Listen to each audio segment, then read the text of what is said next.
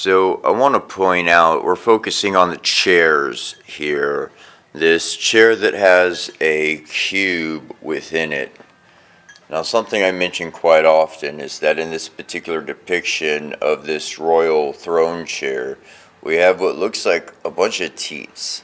And from this, it would be as the Divine Mother in Norse, in Hindu, in Egyptian, and other means, is seen as a divine mother goddess cow.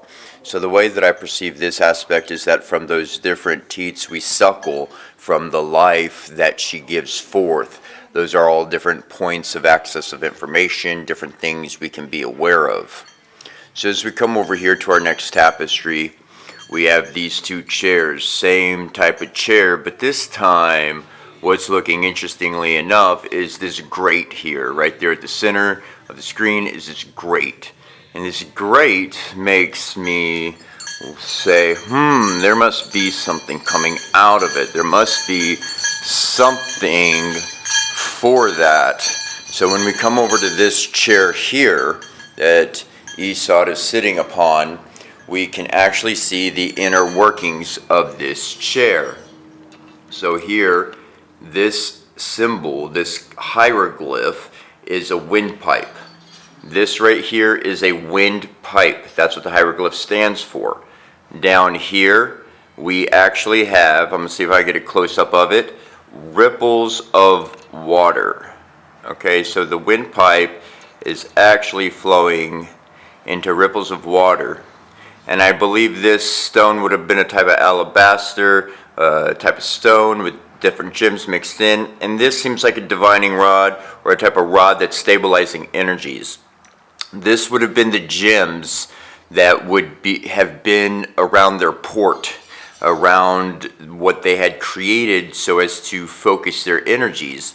And thus the chair would have been composed of talismans, stones, gems, so forth and so on, arranged as talismans, so that the person sitting, the king or the queen, this individual, along with their meditation capabilities, with their chakras aligned and all that good stuff therein, is going to be able to sit and be resonating at the fifth dimension.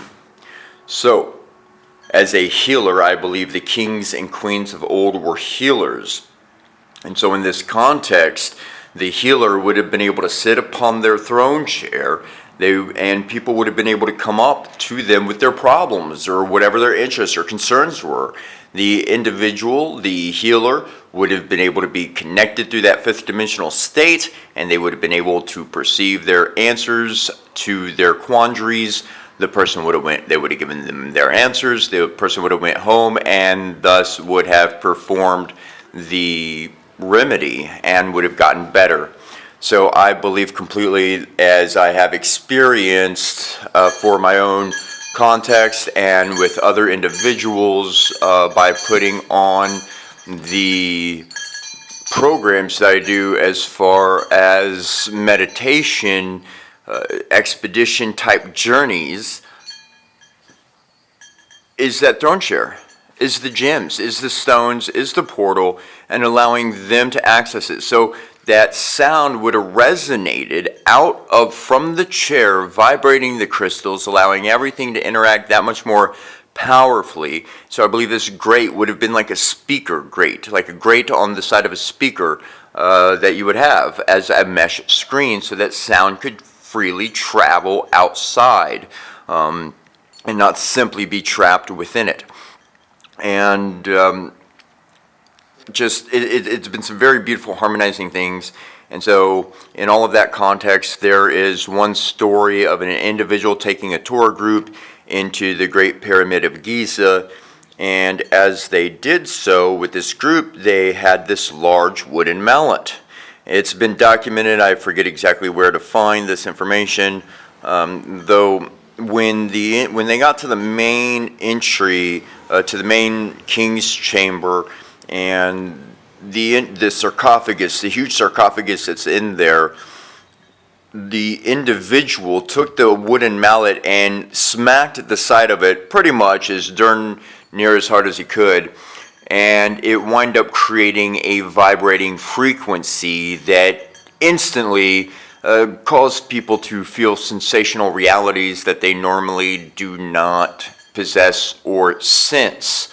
And this would have put them into a high resonating vibrational state of being, allowing them to connect with other dimensional realities, which have allowed them to have the experiences that they had.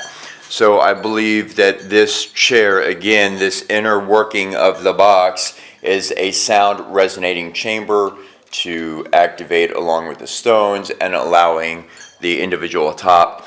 And so you make your talismans, and your talismans are essentially what creates your portal. Your portal is a field of energy. It's not a machine.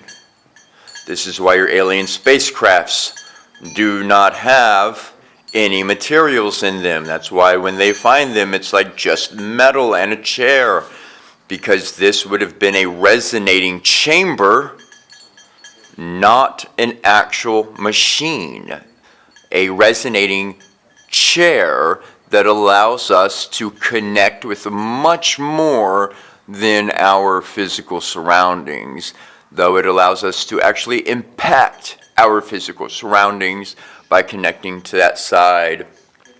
And the Norse had a word which is Setchra. I may be mispronouncing that, but Setchra translates into diviner of the fates. And so that's what we do.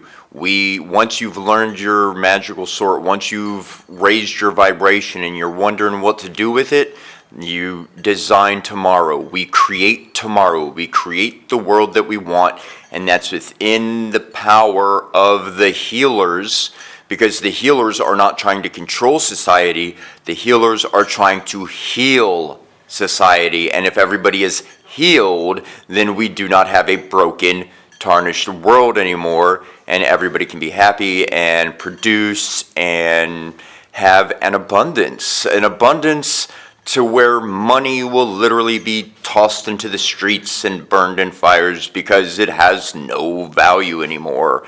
And this is a future context I'm speaking about. I am not saying to go toss your money out in the street. Obviously, we need it in this system that we live within now, and it gets us by and does what we need it to do. So until the future unfolds evermore, have a wonderful, blessed day.